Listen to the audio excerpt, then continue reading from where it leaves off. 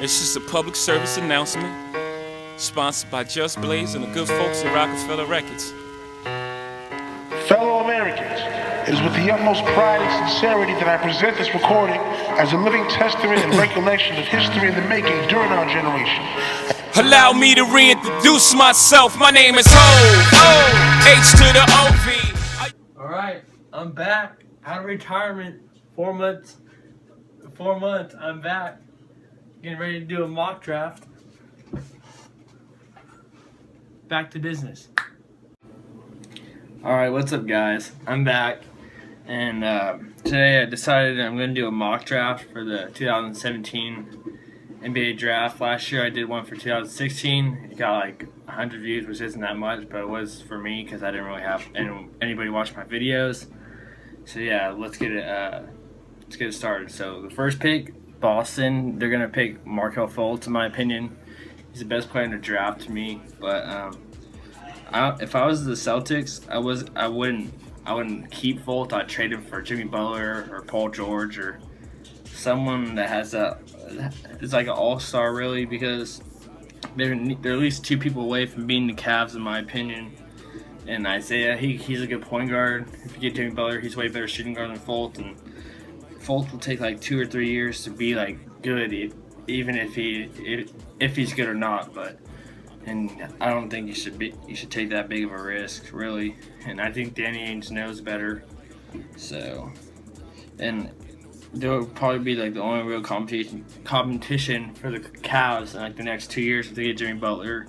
I think Gordon Hayward can sign there over the summer, and Horford's alright. So, but they probably have to give it like Crowder or Bradley and the pick for Jimmy Butler or Paul George. So yeah. So the second pick, I'm a Lakers fan.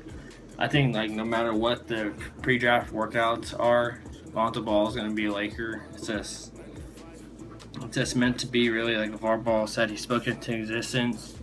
So, which I think it's a perfect pick because D'Angelo can move shooting guard. That's D'Angelo. Brandon Ingram, Julius Randle, Zubac, or Mozgov. And when people say like trade it for Paul George, I don't think we should, because even if we get Paul George, we're not going to beat the Warriors. No one's really going to beat the Warriors or compete in the West. So that's my opinion as a Laker fan. But then the next pick is the 76ers. I think they're going to pick Josh Jackson because he's the best player in the draft.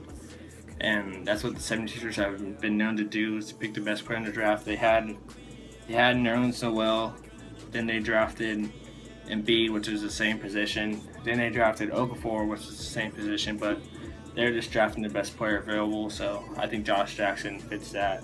Even if Ben Simmons plays small forward. But then the fourth pick, the Suns. I think they'll pick Jason Tatum from Duke. Small forward. Him and Booker can like play off each other pretty well. So, and the Suns kind of got screwed on lottery. They were supposed to get the second pick and they dropped the fourth, which people were saying it was rigged. Which, you know, if I'm a Laker fan and we get the second pick, I'm fine with that. So, if it's rigged or not. So then the fifth pick, the Kings. I'm picking De'Aaron Fox from Kentucky. They need a point guard, so him and Buddy Hield. Then they also have the 10th pick, so they can get a big man, which I have them getting a big man in this draft. So Fox and Hield, because Hield's not really a point guard, he's just a shooting guard. He can shoot pretty well, obviously. De'Aaron Fox can take over games like he did against UCLA in the Sweet 16. So, and if they don't take Fox right there, that's just like a Sacramento Kings move, pretty much. So then the sixth pick, his backcourt mate at Kentucky, I got the Magic taking Malik Monk because they have a point guard in Elfrid Payton, which I think is good. He drops like triple doubles. He's not the best scorer. He can pass and stuff. Malik Monk, I think he might be the best scorer in the draft, really. Sometimes like at Kentucky, he would just go off like 40. I think he might have went for 50 once. But yeah, I don't see the Magic really going anywhere with Malik Monk, or they're just the Magic. They don't do anything really. The seventh pick, the T-Wolves, I got him picking Jonathan Isaac, power forward out of Florida State. And that's what they need really right now. It's a power forward. They have Chris Dunn, Wiggins, Zach LaVine. They need a power forward and they have talent. So that's pretty much like the Lakers. They just need one more fit, or one more pick, or young player to fit in like one more position in that starting lineup. So, and he can shoot. They're comparing him to Brandon Ingram, which I can see because they're both lengthy and they can shoot, kind of athletic, play defense. So that's what T-Wolves need, is defense. So then with the 8th pick, I have the Knicks picking Frank Ntilikina from France. He plays in France. He's an international player. I didn't really kind of just got this one from like a mock draft because what a lot of people were saying the Knicks will do, and they picked international players before like Kristaps. So I think Phil Jackson likes those players overseas that no one really looks at too much. And if it works out like Kristaps, these two can be like pretty good together, determining where Melo goes, which I think he'll leave. Then with the 9th pick, the Mavericks pick Lauri Markkanen from Arizona. I think sit behind Dirk for this year because Dirk wants to play 20 years, so this will be his 20 year. He can learn from him, which is good. And they're post-up players from overseas, so that's pretty good. They can reflect off each other, and Dirk can teach them a lot for the future. And with the 10th pick, the Kings. I think that's where I have them picking a big man, Zach Collins from Gonzaga. He really showed like how good he could be in that tournament, and that's what the Kings need after losing Cousins. They have Wood Cauley-Stein, which I think is a good center, and I think they can finally start going somewhere instead of falling further and further back. Because I don't remember the last time the Kings made the playoffs. So hopefully they're on the right track.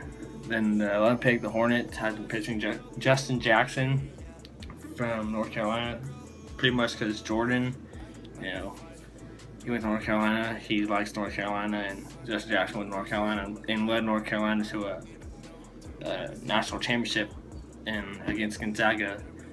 And he went to college, I think, 3 years, so he has like that experience.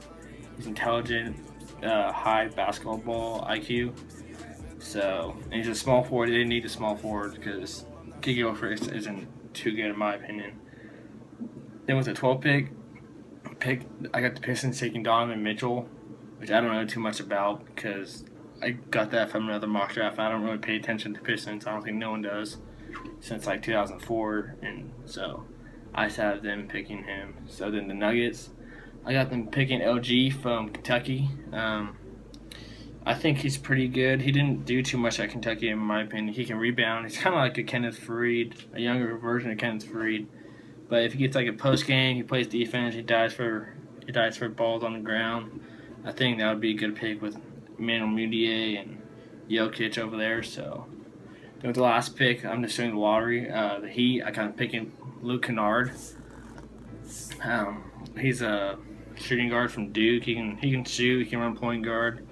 I wouldn't say like Steve Nash, but I mean, maybe like a JJ Redick type, or this is those players from Duke that come out like Grayson Allen, Luke Kennard, JJ Redick, and so yeah, I have, because they need a shooting guard really. They have, who's their point guard? I don't even know who their point guard is really, but they have like Tyler Johnson, they have Josh Richardson, they have Winslow, Whiteside. So it's another piece to like their rebuild. They almost made the playoffs last year, but I think it was by like one game they missed. So I think he would fit good in that system. So yeah, that's 14 picks of my draft lottery. I don't know if I'll do the rest of the first round because it's kind of just a toss up after these 14 picks. But the Lakers had the 28th pick, so I might do that just for fun. But thank you guys for watching. I'm back. I'm hopefully making videos a lot more because I'm out of high school. I graduated high school the other day, so have more free time on my hands. Hopefully get a laptop soon. So yeah, thank you guys for watching. Leave a like if you liked it. Debate in the comment section whether team you liked didn't get the right guy or something. And yeah, thank you guys for watching. Oh, Kimasabi, up on my Kawasaki. I'm driving through the city like somebody's trying to stop me. Yeah, I had to pick a Molly, I hit her like a hobby. Ice in my safe, cause she tried to rob me, yeah. Ooh.